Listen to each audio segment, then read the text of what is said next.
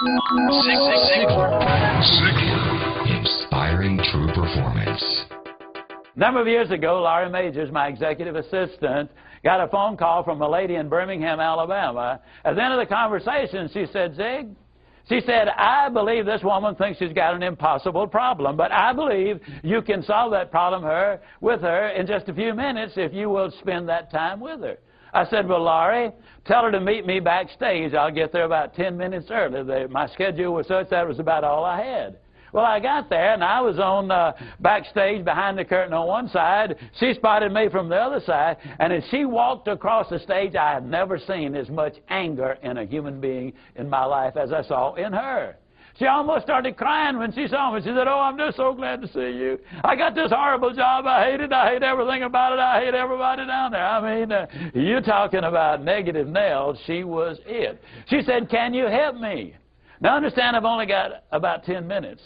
So I looked at her, and one thing I have learned, I don't do counseling, but I talk with a lot of people who do, in psychology, psychiatry, and the ministry. And they tell me that everybody who comes to you with a problem are not necessarily looking for a solution.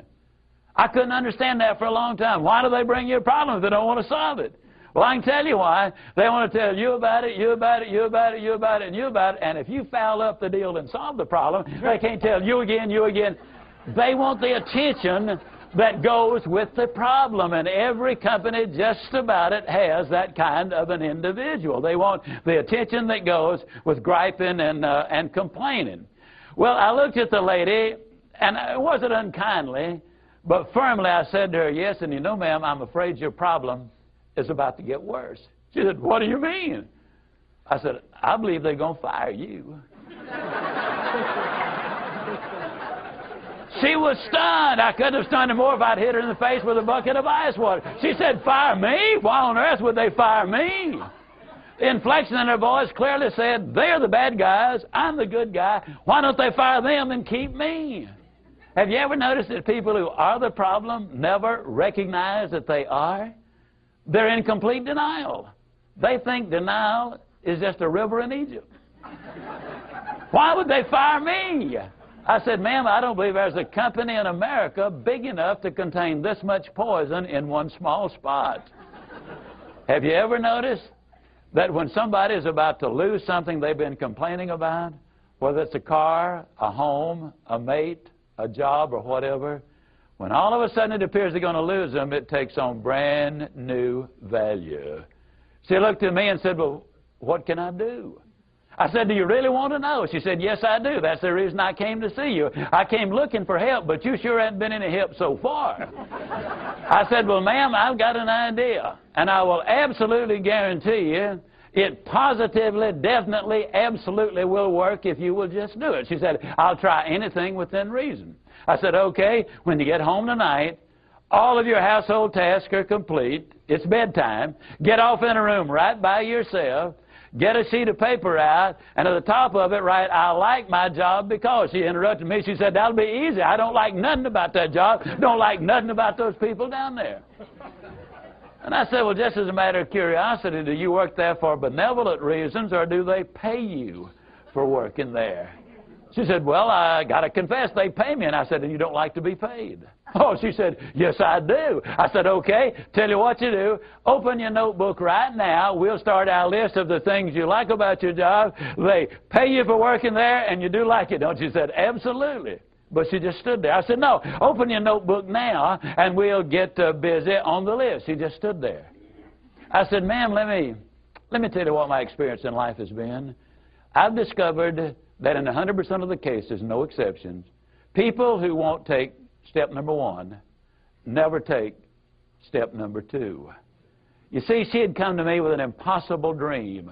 Her dream was that nice Mr. Ziglar was going to solve all of her problems, and she would live happily ever after. Well, folks, I got news for you. I can't solve her problems.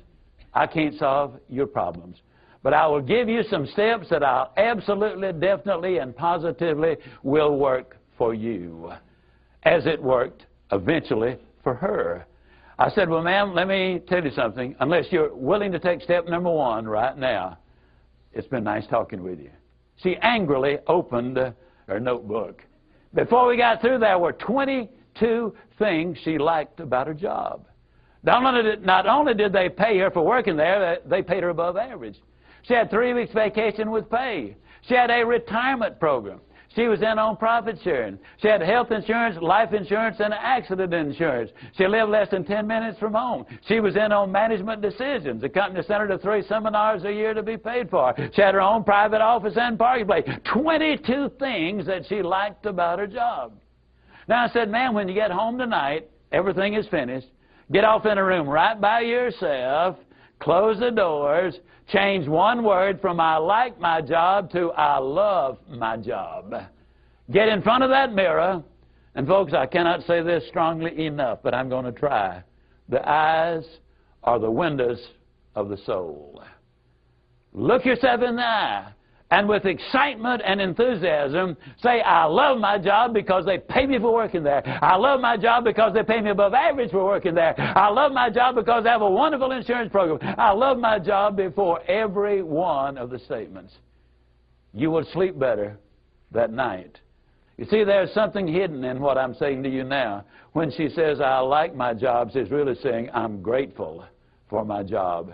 And of all of the emotions we can have, according to Hans Selye, the #1 stress pessimist in America, the healthiest of all human emotions is gratitude. I said, you go down that list. I like my job. I love my job, rather. That is a way of gratitude. You'll sleep better the first night. Tomorrow morning, when you get up, get back in front of the mirror just before you go to work. Get back in front of the mirror and repeat the process again with excitement and enthusiasm. I love my job because, and take the list with you. Because the reality is, you see, you will have started to change from a fault finder to a good finder. Some people do really find fault like there's a reward for it. They really do. Take the list with you, and you will be able to add to that list, absolutely guaranteed. Do this every morning and every night, and you will have an astonishing recovery from this advanced case of stinking thinking. Now, I didn't say that to her, but I'm saying it to you. That's what it was. It was an advanced case of stinking thinking. Well, 6 weeks later, I was back in Birmingham, Alabama. I was doing a follow-up sales seminar. Now, the lady was not in sales, but she had been listening to my tapes. She had been listening to Automobile University, and she had discovered that everybody sells. Everybody who will ever hear this is in selling. Whether you're a school teacher, a civil service worker, a military personnel, an executive secretary, it doesn't make any difference. What you do, you sell every day of your life. There she was at the sales seminar, seated on the front row, grinning so wide she could have eaten a banana sideways. I'm telling you, you're talking about somebody that was excited. She was turned on. I said, well, how you doing? She grinned even more broadly and said, Mr. Ziglar, I'm doing wonderfully well.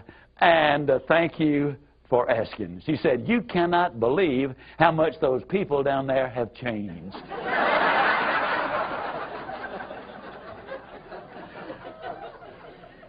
I got a lid on the line, folks. You're not going to change anybody else till you change you. Everything really does begin with you. Now, you see, the unfortunate thing, this lady had been raised in a very negative environment. First, her parents had told her that she'd never amount to anything. They said, you know, you're always late, you're always sloppy, why can't you be like your brother or your sister or whatever? When she got married, her husband had continued it, and so her self-talk had become completely negative. Everything that she said about herself was negative. Like Dad said, I'll never amount to anything. Or like my husband says, I can't do anything right. But when she started changing the input, then some radical changes took place. Zig Ziglar. Inspiring true performance.